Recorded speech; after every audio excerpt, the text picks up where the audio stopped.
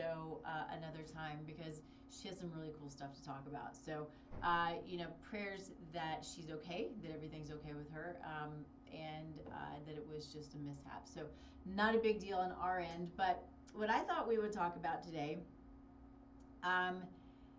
is eating with our cycle. I thought that was, I've not talked about this before. There are a lot of nuances to it. And I think so often that as women, I think as people, these days, everybody's in a hurry. Everybody just goes and does and doesn't really think about food as much. Then that's not everybody. But I do that sometimes myself. And I love food, I love cooking. But sometimes it's just an eat and go. Or you don't eat at all, kind of like what happened to me last night. We had one of our dogs we had to take into the emergency department. So that stinks, and had to deal with that. So I ate at 10 o'clock last night, which is not something that I like to do. I don't like to eat late, but at least we were able to get her home and get a little food in my belly and then get some sleep. So anyway, but that's kind of how life is, right? We often are just going with the flow and going with life as it happens, as opposed to really being intentional. And sometimes it's just hard to be intentional, right? I mean, we all get it. So, but as women, we, I think everything has cycles. We just tend to have more bigger cycles, right? And more intense cycles. Even men, they have their own cycles, but we have different cycles due to our hormones, and of course then we have our monthly cycle, and things change on a regular basis. But if we choose our foods and choose the things that we do and the movement and the exercises and all of these things around our unique cycles as women, it can really be supportive in the hormones that we are utilizing at that time, or the spikes and the peaks and the valleys essentially of the hormones at the time. And we have these times when we can really take advantage of what the hormones are doing for us, whether it's being quiet and still and being away from people, or if it's being out and about and you're super energetic. This is a part of who we are as women. And so, but it's also a part, if you think of seasons, right? It's about seasons. Everything cycles, and cycling together as much as possible is an amazing way to, for one, live intentionally, live in the moment, but live with the cycles, even the moon cycles, right? And so as women, those of us who are going through perimenopause and moved on into menopause, we can still cycle with the moon and do things around the moon. I know it sounds crazy and woo-woo, but I think it's super cool because it's true. The electromagnetic pull, like this is outside of my understanding, but of the moon and the planets and all this stuff, it has an impact on us. And so eating with the different cycles, eating within the seasons, and eating within our own seasons can really help us to optimize and to utilize where we are in that time, either for going and doing or resting. And we have both, and I think it's important to have both. So anyway, if we are to start with our menstrual cycles, the menstrual phase, which is days 1 to 5, this is really kind of the supportive, nourishing foods time, right? This is the time where we've got estrogen and progesterone are really at their lowest levels, and nutrients are lost. So one of the things that I think about a lot in women, and this is not just for this phase, but for that phase as we're moving into the PMS and into this menstrual phase 1 to 5, we're losing a lot of magnesium. So probably a lot of you have noticed that, and so we're just going to talk about it, right? It is what it is. But you've probably noticed that you might be more constipated than you usually are, right? Why is that? We use up a ton of magnesium during this time. So using up magnesium, magnesium helps, with what does it not help with? It's like with everything, right? But if we don't have enough during this time, often I'm telling my women, sorry, I'm jumping around a little bit, but often I tell my women, you know how much magnesium, you can tell how much magnesium you need because you can take it to bowel tolerance, right? There's a challenge that you can do with magnesium where you take it in little bits throughout the day. It doesn't take long because it doesn't take long for you to find your limit because you got to quickly go to the bathroom.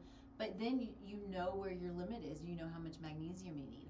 Likely, as you're moving into these other phases of your cycle, the magnesium is being used up and you need more.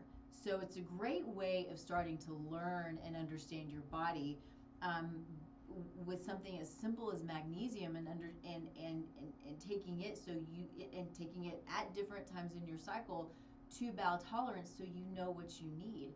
And it's miserable when we're constipated, right? So there's no reason for it to be that way when we have a way of managing it. So just know that oftentimes we have the ability to manage with magnesium. Magnesium is also calming. It helps us sleep. There are different forms that do different things, right? So it's good for brain health and brain function. There's a form, the magnesium threonate, great for brain function. The glycinate, great for muscles. The citrate, great for movements. And then they kind of all, there's some different ones. But magnesium is a great way to start learning your body and understanding what you can do during your cycle to help you through the cycle move through it better. And a lot of women experience a lot of pain. Magnesium can help with that too. But here's the biggest thing. Massive symptoms during our cycles are abnormal. This is not okay. I've had clients who are, going to the emergency department monthly because they're in so much pain or they're passing out, right? This is not okay. It's very abnormal. Symptoms are not normal. So if you're having symptoms, whether it's, all month long or if it's a couple of days, what is it that's causing those symptoms that you can then take a step back and start to say, how do I manage this? How do I balance my hormones to a point where I am no longer having symptoms? And it's not always easy, but there is a way of doing it. And knowing that it's not normal means then that you either do your due diligence and do the research and look for ways of managing it, or you find somebody who knows already and who can help you, right? This is why we do lab testing. Lab testing is huge in helping us understand our bodies and us as unique individuals, because we are all really beautifully unique individuals. And I've never worked with a single person the same way, 99% of the time. So anyway, so as we are focusing on these days 1 to 5, replenishing nutrients, of course, iron and zinc, and supporting inflammation, because there can be an inflammatory response during this time. Also, think about this as women. Think about, the time of the month when what you're craving. So I think so often, during this time, you're craving the warm and the nourishing foods, the comforting foods.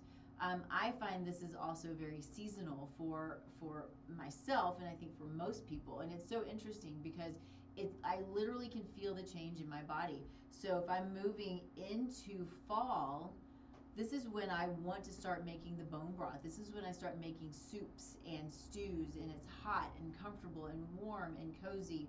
And as soon as the sun starts coming out in the spring, I'm like, all right, bone broth is done. I don't need it anymore.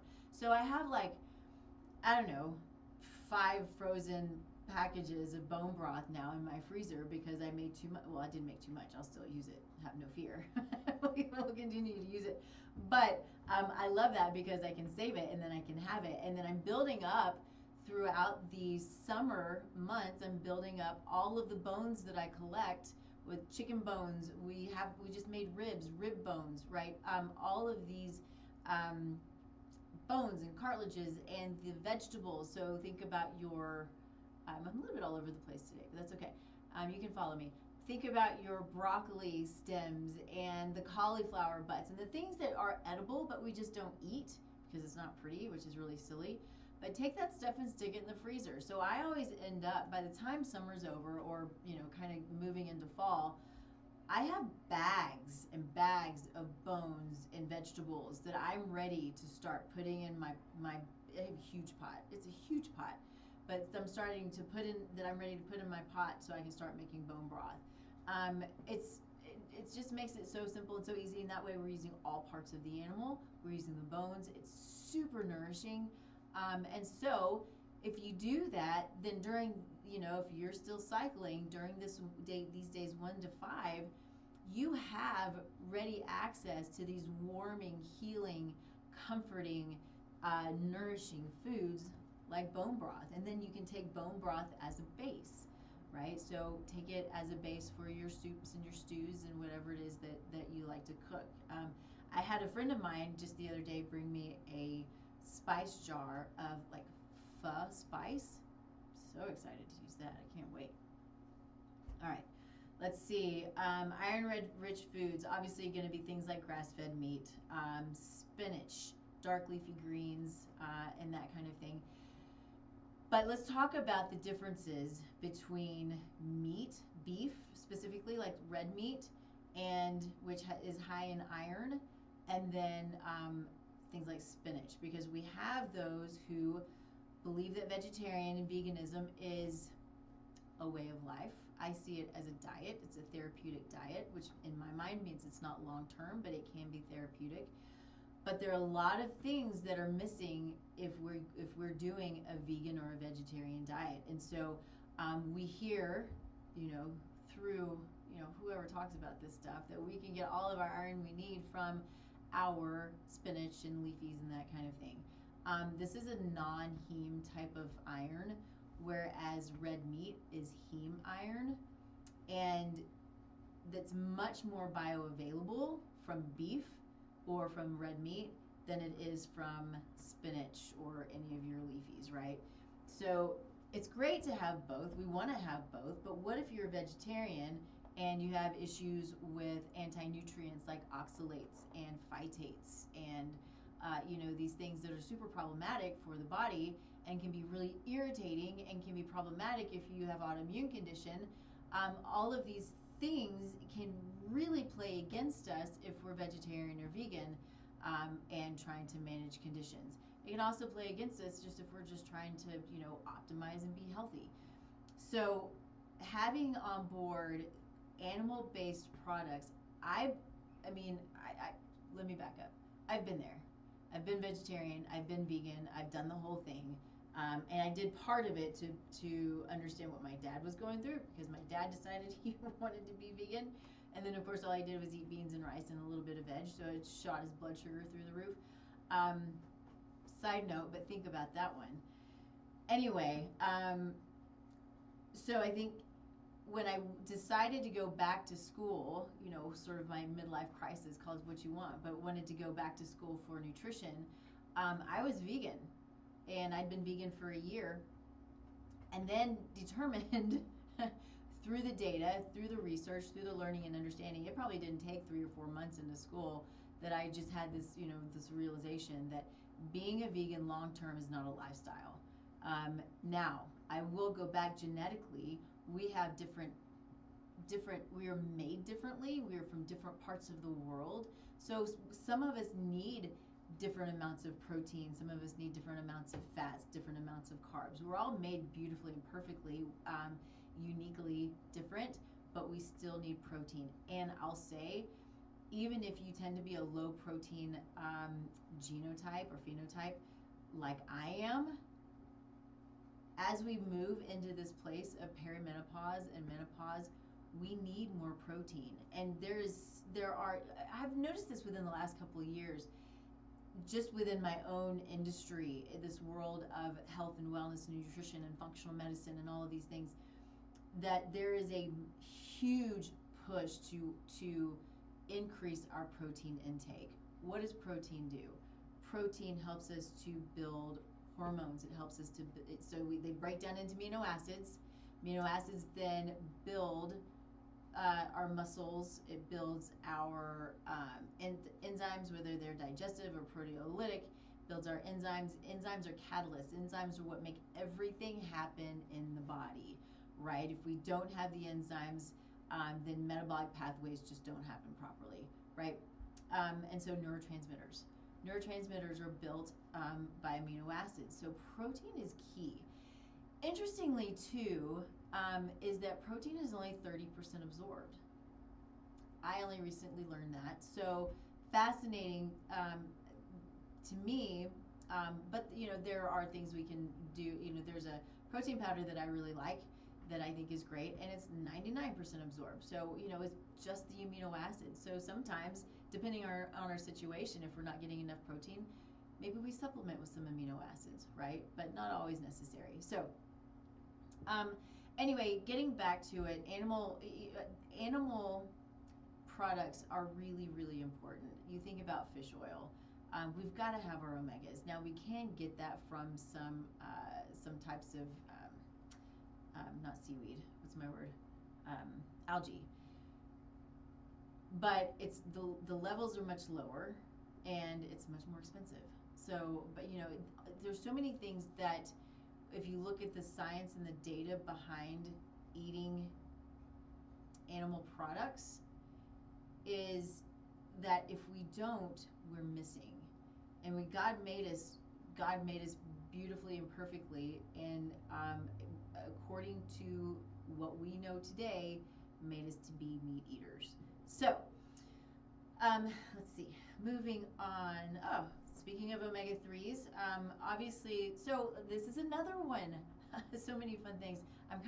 I'm cheating because I'm looking at some notes that I've made in the past, since we're doing this kind of off the cuff a little bit. But looking at omega-3s. So omega-3s come from fish oils, right? But what we hear in the world of natural health is that walnuts and chia seeds and hemp seeds and all of these things, we can get plenty of our omega-3s from these from these plant sources. So it's not the case, because fish oil is already DHA and EPA, which is the form that we use, that is the precursor to the anti-inflammatory part of the body, right? The part of the immune system that's anti-inflammatory. Now we also have a pro-inflammatory part of the immune system, which is the omega-6. So omega-6s are the precursor. We've got to have both, right? There's a balance there. The thing with the walnuts and the hemp seeds and so forth is they have to be converted from ALA into EPA and DHA. And so that conversion, due to our own genetics, can be inefficient, or it may not happen at all. So you might be eating your weight in walnuts and hemp seeds and all of these nice beautiful vegetarian foods, but you're not getting the omegas that you need, because your body doesn't utilize it, or the conversion is not efficient enough. So it goes back to animal-based really is what makes sense, and that's how we're created. Again, you can do the algae form, and that's fine, but I fully believe that the animal-based form is what we're supposed to have. Doesn't mean though that the chias and the hemps and the walnuts are not necessary, because they totally are. They're great fats and great for us. High calorie, which I try not to. I don't worry too much about calories, but we can get too much energy from these things if we're eating too much all the time, which is going to help either keep us stable if we're trying to lose weight, or possibly help us to gain weight. Some people need to gain weight. Somebody comes to me and they're like, I need to put weight on. Those are the things I'm going to feed them. So I will eat a few on most days, and that's about it. So okay, so inflammation during the times where we are menstruating, it can it can push cramping, and so the omega-3s are anti-inflammatory, so it can help to decrease the cramping. So obviously staying hydrated, right? I mean, we have to drink enough water. Good, clean, clear, distilled, healthy water is going to be the best. If you're drinking out of the tap, you're drinking toxins. If you're drinking out of the tap, you're drinking fluoride, you're drinking chlorine, you're drinking parasites. I mean, it's disgusting. So A filter is not great, like a refrigerator filter is not great. They don't do much for us. You can get better and better filters. And what I am learning and have been learning over the past few years, is distilled really is best. A lot of people will ask the question. I did the same thing. Is if you're drinking distilled water, you're taking out all the minerals, so the minerals are then leached out of your body. We're eating food all day, every day. Not all day, but we're eating food constantly, right? So we're going to be replacing minerals by in our body and then drinking the water. So there's a balancing act there. But what I do it for me, I do it for my dogs, is I will put minerals in my water. But I'm drinking distilled water. It's the only way to get out radiation. Here in Colorado, we've got a ton of radiation in the earth. So it's one of the, we have our homes tested for it, right? So but being sure, it's the only way to truly be sure that you are drinking the cleanest water possible. And so I have sitting on my counter a little distiller. It was, $270, so not crazy expensive. And I'm going to tell you too that I've not experienced this myself, but I've talked to a lot of practitioners who, when they have clients who are struggling and they're not making a lot of movement, they've changed their water to good, clean water, and it made all the difference in the world. I have a patient right now who she's super clean. Everything she does, she's super clean, but she's drinking well water. Her toxic load is massive. And so I don't know for sure that that's where her toxins are coming from, but we can't figure out where else it would be coming from. So we need to really consider what our water is doing to us. And we're told we need to drink a ton of water every day. We got to drink clean, clear water. Another thought is some of us will go and we'll drink it out of a plastic bottle. I was in Kansas in 105-degree weather back several years ago. I took a picture of this, actually posted it on Facebook. But all of these plastic bottles were baking in the sun. That water is incredibly, incredibly toxic. So we don't know if we're pulling water that's in a plastic bottle out of wherever we're buying it. We don't know where it's been. We don't know how hot it's been. So that plastic likely has leached all into that water. What does the plastic do? Going back to our cycles, the plastic, those toxins are estrogen mimickers. They're xenoestrogens. They're endocrine disruptors, which means we get in all of these plastics, all of these pesticides and herbicides that act like estrogen, but bad, really bad estrogen. So it binds to our natural estrogen receptor sites, and it blocks our own natural estrogen. So when we have these crazy wonky cycles and a lot of pain, and the premenstrual dysphoric syndromes, and all of these things where there's a lot of rage and anger and uncontrollable stuff going on, this is often due to the environment that we're living in, the food that we're putting in our bodies, the things that we're putting on our hair and our skin, the things we're washing our clothes with, the things that we are cleaning our homes with, right? So we want to really take a step back and look at what is all around us and what we're putting in us, because it all matters. I clean my home with vinegar and some essential oils and some orange oil, and that's really kind of it, right? If you don't know this, go to environmentalworkinggroup.org. Huge database for helping you to understand your what's in your skincare products, what's in your cleaning products, what's in your makeup and your hair and your everything. So you can put in the name, like a brand name, or you can put in like individual ingredients, and that will help you to determine what it is that you can do, or what it is that is in your environment. But also, you can just put in shampoo and it will show, like any shampoo. So just put in shampoo into their search bar, and it will show you the ones that are EWG verified. It will show you the ones that are in A, B, C, D, E, or F. I'm going to tell you how many times I put something in, not as much anymore, but that it came up as an F, right? I did a laundry soap one time that I thought was great. Like, this is good stuff, and it was a good price. I finally put it in because I didn't think about it. This was not that long ago, and I think about this stuff all the time, and it was an F. And so this is the stuff where we got to think about, you know, our laundry detergents are sitting on our clothes, sitting on our sheets, our babies, our kids, our dogs, our cats are breathing in these fumes, and it's super disruptive to everything. On top of sitting, it's toxic. It sits in tissues. You know, if it sits in tissues, we can't lose weight.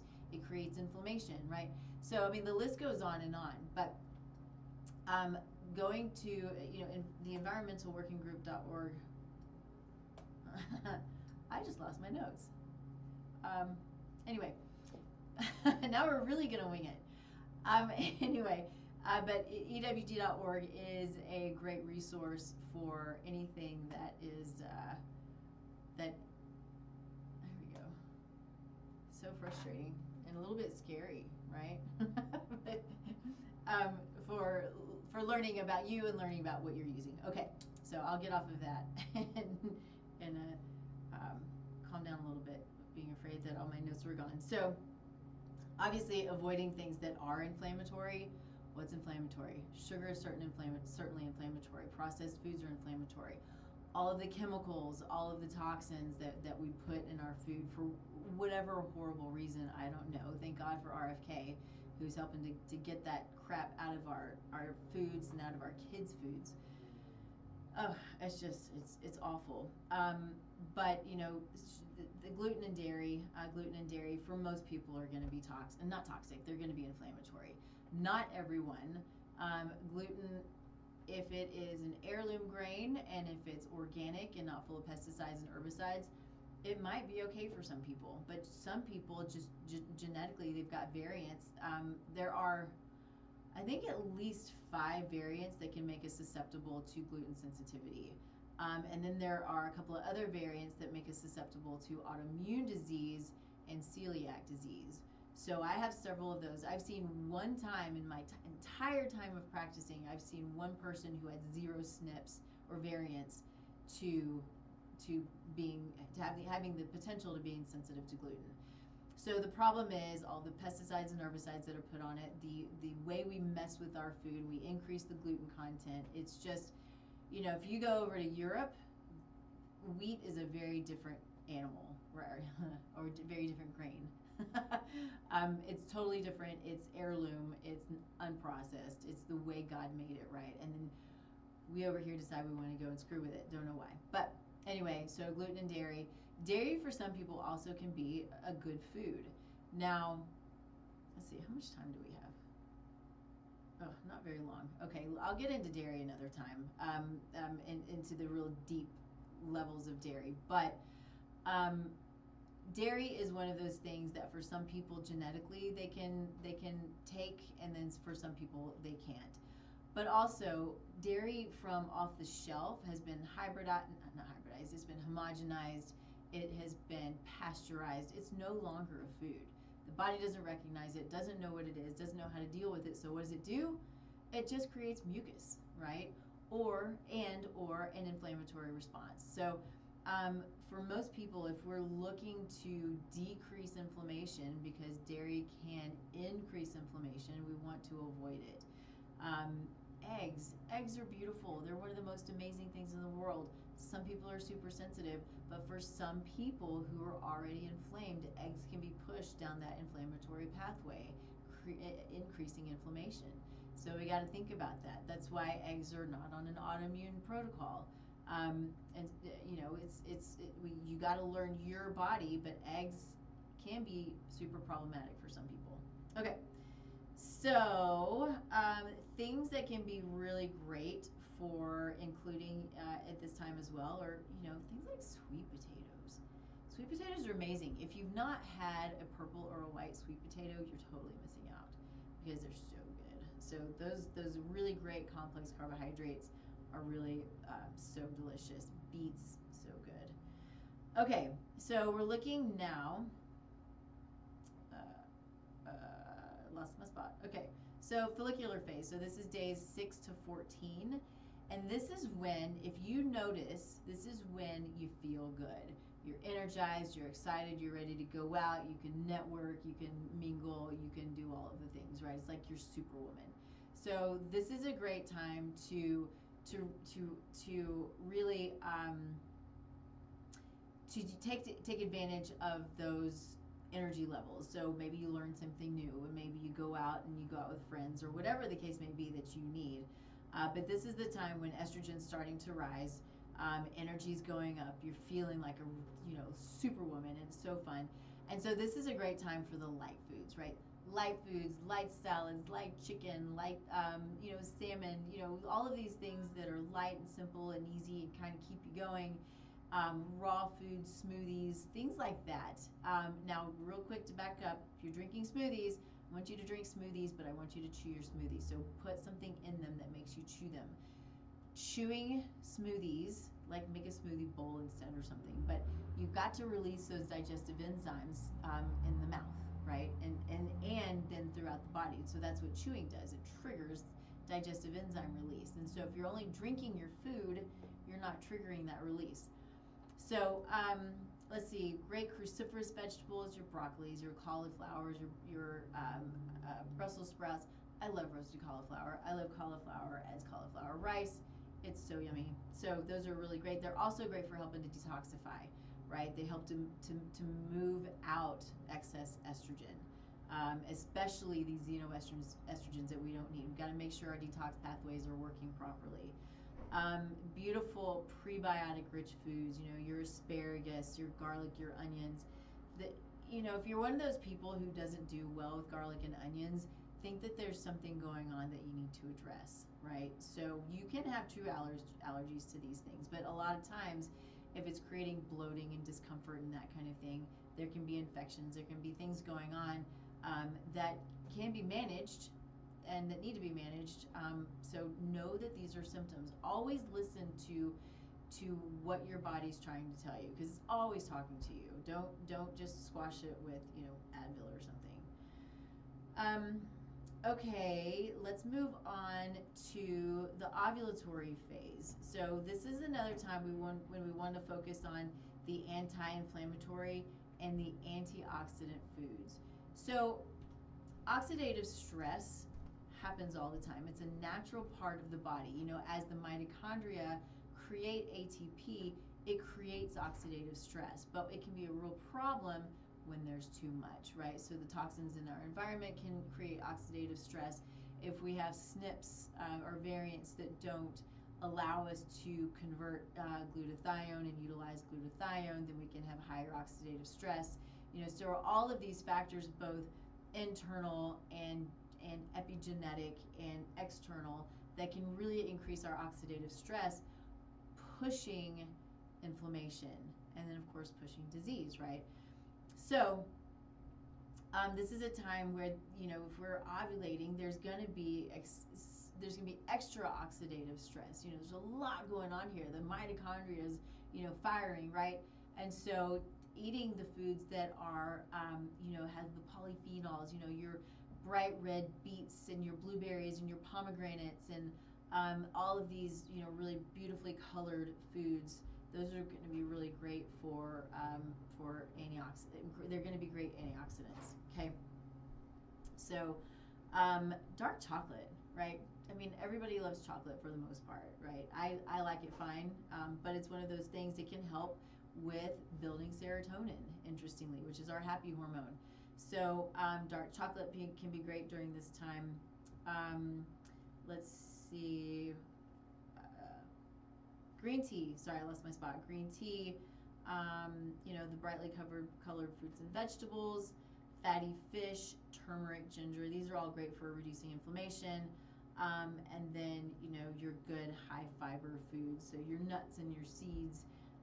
Some people can do legumes. Some people can't do legumes. I'm a little bit on the fence with those. But it really just depends on the person, and of course drinking a lot of water.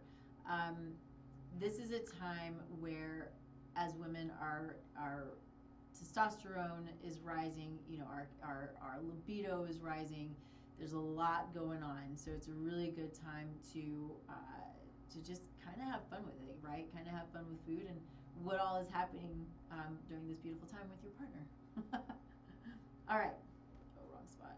So Moving on to the luteal phase, which is days 18 to 28. So this is a time, again, going back to blood sugar stability and nutrient dense comfort foods. So after ovulation, things kind of start to come down and we start to calm down and we kind of go into this not dark in a bad place, but it's a quiet, lower level, lower energy level time of reflection. Maybe take it for reading, maybe take it for resting, take naps, take care of yourself. This is a time to, it's like winter, right? Essentially, or fall, winter time. And so, think about this also as you're going through your cycles and where you are, where we are as a season can be super beneficial. But, this is great time for, getting back to the sweet potatoes and the avocados and the nuts and seeds and olive oil. All of these things are anti-inflammatory. They stabilize blood sugar, and they're comforting, right? And so we do have times of potential cravings, right? You have PMS, you crave. Genetically or epigenetically, I have sweet tooth variants anyway. So I'm constantly battling a sweet tooth. So I have ways of trying to manage that in my own home. Sometimes it works and sometimes it doesn't. But usually, if I have a sweet tooth, I'm going to go for a little bit of honey or I'm going to go for a piece of fruit.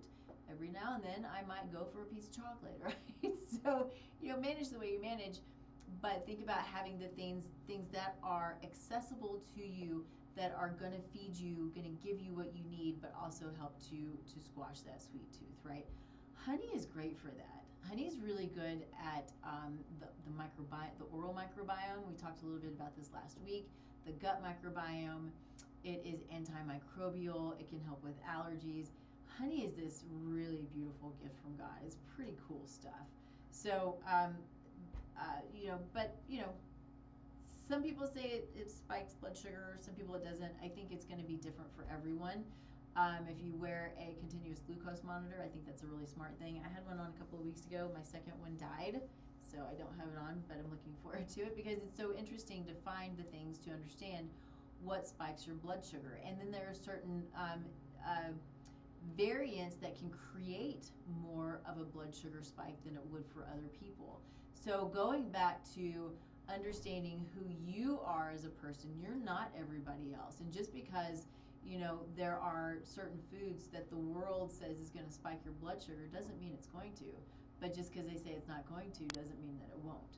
So think about these cool tools that we have that can help us to manage our body, manage our blood sugar, understand who we are. And something that I forgot about, thinking of that, is I forgot to talk about our sponsor, who is the amazing Susan Drake of Mountain Medical Concepts. So I have one of her products back behind me, Pinoe. Pinoe is this really cool VO2 Max.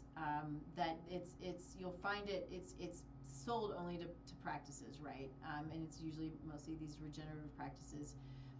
But it's a great way to understand your body. And so you put on the mask and you're doing your workout, but it is a full view of your body, how it's functioning, and how we can optimize in order to, I hate the word longevity. Everybody talks about longevity. It really is about living as well as we can for as long as we're here. We don't know what's going to happen in the next minute, in the next hour, in the next day. But I damn sure want to live as well as I possibly can for all of the minutes, hours, and days and years that I'm here. So this is a great way to help you to optimize, to live the best that you can, to know what it's going to take to be better, to feel better, is with something like a VO2 Max. Really cool technology. You'll find it at your local, regenerative medicine clinic. But if you are someone, if you're a client, if you're a patient, if you are looking for something to help you optimize, ask for it, right? Ask for something like this Pinoe VO2 Max. It's simple, it's easy, and can give you a ton of information. And with this Pinoe specifically, it takes in all of your other labs. So if you're doing stool testing or antioxidant testing or food sensitivity testing or blood panels or whatever the case may be, you can put it all in together and really have this beautiful, as it says here, 360-degree view of your body. Awesome stuff. I mean, that's, it's like cheating the system a little bit. We can really dig into who we are, and it's super fun stuff. So if you are a practitioner, reach out to Susan if you have questions about Pnoe. If you are a patient then or a client, then you can just find it and ask for it. It's good stuff. It's a lot of fun. So let's see. Oh, sorry. Moving on. Going back to days 18 to 28, the luteal phase. Again, this is a great time to reach for those magnesium-rich foods, right? So magnesium is super important for this time. So think your leafy greens, your pumpkin seeds, almonds. All of these things are great to help with bloating. Oh, that was my worst, I swear. So bloating, the mood swings, the cravings, that kind of thing. B vitamins. B vitamins are super important for detoxification and many, many other things. But they're going to help with energy levels. And we've gotten away from organ meats, and I'm one of those. I can't stand the thought of eating liver. It grosses me out. And I have done it in the past. What you can get like liver and put it in the freezer and cut off little chunks, and so you swallow it like a pill. Sometimes you still get the flavor. It's just too much. So you can get it in supplement form. I am not one to tell you ever to take a whole food and put it in a capsule. It doesn't make any sense to me. It's like turmeric. Why would you put it in a capsule? It doesn't make any sense. But if you can't stand the flavor and it's so nutrient dense, I think it's an important one to get in no matter what. I actually have glandulars and organ meats that are in supplement form that I give to my dogs because it's hard to get, for whatever reason, good, like a lot of organ meats and glandulars even from butchers around, so I get it in supplement form. And so when I'm feeding my dogs, I'm giving them their organ meats and their glandulars, I'm taking it as well. My dogs get pretty much everything that's human grade. And can't help myself but to say, food is not human food, food is food. So dogs deserve real food no matter what, right? So going back to, things that are really great too is this is a time of calming. So chamomile and peppermint teas, or even just the essential oils. Those are going to be really great for calming, for relaxation, for avoiding discomfort, that kind of thing. So you can if you're syncing your nutrition and your workouts with your cycle, if you think about this time for a workout would be yoga, Pilates, going to the sauna, stuff like that would be really great for this time.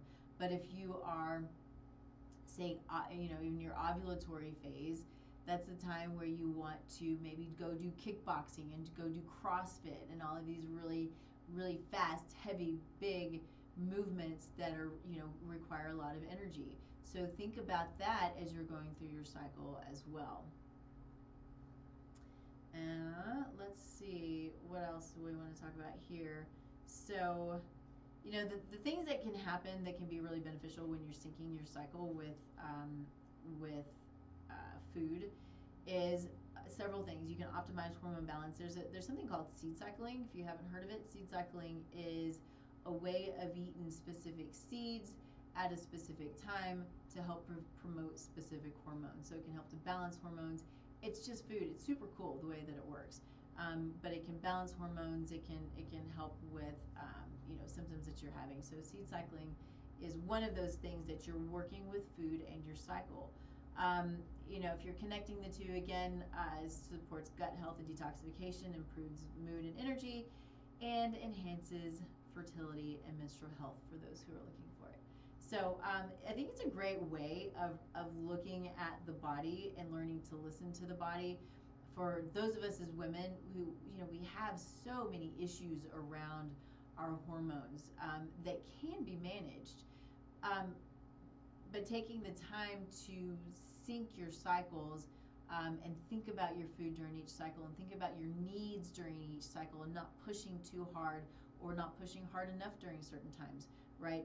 Can be really beneficial for helping us to move through, to feel good, to be as optimal as we can during this time, and then be productive, and and help our partners and spouses and kids and families know what it is that we need during these times, so everybody's happy, right? When mom is happy, everybody's happy. That's what I heard. So I think that's pretty good today. I'm sorry again that Jane wasn't able to join us, but I do hope that she can join us again. She has a lot of great things to say. So we'll try to have her on again, hopefully soon. I don't know, gosh, I'm booked out probably I think through September, but we'll get her back on as soon as we can. But if you have any questions, thoughts, needs, if there are topics that you want to talk about, that you want me to talk about, that you're curious about, let me know. Feel free to, put them in the comments, to reach out to me, let me know. You can go to the website, tastelifenutrition.com. All of my contact information is there. You can also fill out a form. It's an assessment. Just kind of goes through the different organ systems and, mental and emotional stuff and pains and that kind of thing. Gives me an idea of, sort of a superficial idea of what might be going on and how I might be able to help, or if there's somebody I know who might be better suited to help you with whatever it is that you're going through. So that's my goal, really, is to be of service and to do my best to whether it's to be a guide, to teach, or to be taught, right? I love to learn. It's the best thing in the world. And Latoya, I see you on there. I know you love to learn too. So thanks for joining us. Sorry today was a little bit random, but we go with the flow, right? So anyway, looking forward to next week. We'll see you next week. I think it's just me again next week. I promise to be a little more prepared for the show next week. But anyway, join us every week, 10 a.m. here, streaming live on KUHSdenver.com. And then we'll see you at 10 o'clock next week. Thanks, everybody. Bye.